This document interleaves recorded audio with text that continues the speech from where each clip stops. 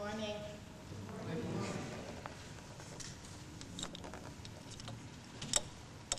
Well, this story we've heard so many times.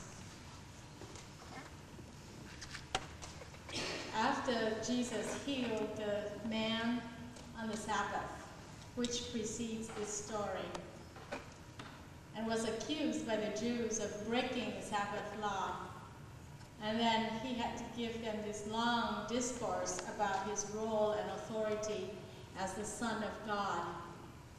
Jesus went to the other side of the Sea of Galilee. But the large crowd kept following him because they saw the signs that he was doing. He was able to heal the sick man. So Jesus went up the mountain and sat down there with his disciples. I think he was hoping to have a few private moments with his disciples to regroup. But then when they looked up, is when our story of the gospel begins. When he looked up, he saw this mass of people approaching him. In John does not say why Jesus did what he did. But he saw the hunger in the people, and he wanted to feed them. But John also pointed out to us that Jesus wanted to make it a teaching moment for his disciples as well, because it says that he wanted to test them. He knew what to do, but he was just asking them, what are we to do? Jesus indeed was having compassion for the people. So he wanted to satisfy their physical hunger then. But having compassion for the people is one thing. But the reality of feeding thousands of them at a moment's notice on a budget that equals to 5 loaves of bread and 2 fish is another. When we are faced with compassionate ministries to serve people in need, more often than not, we are like Philip. We do the math. By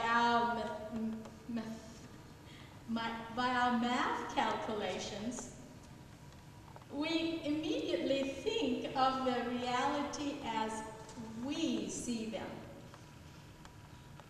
And then we jump to our own solution as we know them, without much consideration for the power of God. We say 6 months' wages would not buy enough bread for each of them to get a little. It is our tendency to look at our resources for its own worth and not seeing its worth in faith. Our first reaction to deal with problems in our lives is the same. We tend to ask God to just take away from us whatever task that seems so daunting to us. We try to get out of a situation whenever we think we can't handle it. When we are faced with difficulties, instead of calling on God for help and trusting that God will help, we revert to the limited cleverness of our own mind, which we think is so good in its ability to do the reality checks for God.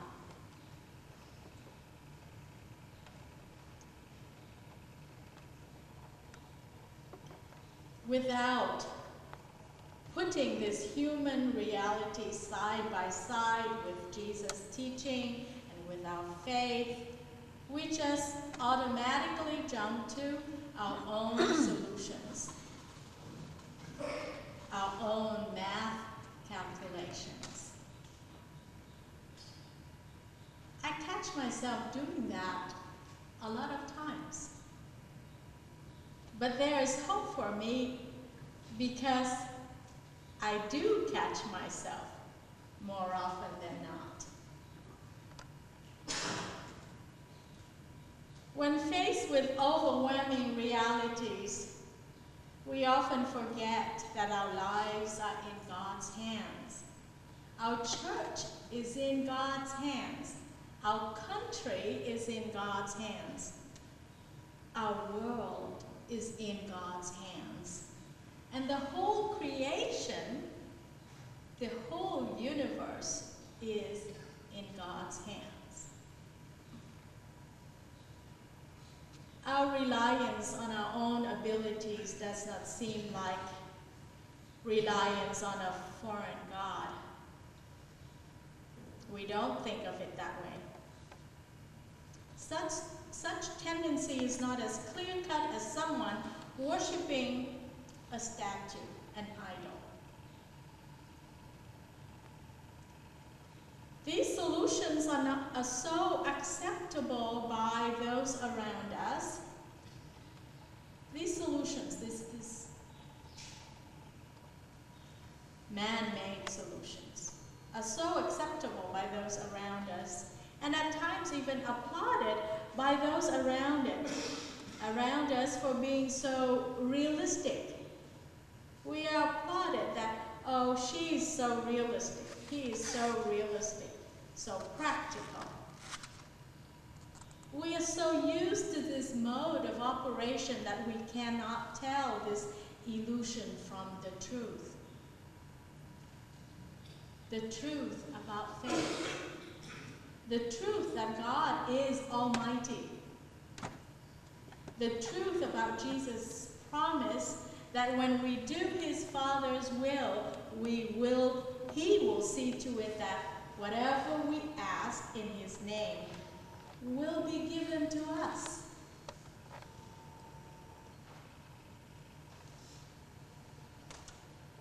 I'm thankful that we here understand that our offering is for more than operational expenditure. It's also for God's ministries to the unchurched. I'm thankful that even in our difficult times, we have never decided to stop considering our ministry to those in need by keeping the community center on our campus. I'm thankful that at times as we're giving out for mission and ministries, that we closely watch our reserve dwindling, yet in faith we still continue to give in faith. As disciples of Christ, we give to others the resources which have been first given to us. We are the hands used by Jesus to pass on the resources first given to us. Like the disciples taking the broken fish and loaves from Jesus to give to the people, our job is to take it and give it in faith. We know that because we are doing God's will, God will provide according to our needs. At times we may not see the results of what we are doing, what we're giving to others. And it seems like our resources are not going to be enough for taking care of both our own needs and ministering to our neighbors. As we are giving and closely watching what's left in our basket, it may seem like there's very little left or nothing is left at times. Witnessing how dwindling resources may cause us a reflex. That is our reflex. Just stop thinking of others or stop giving to others.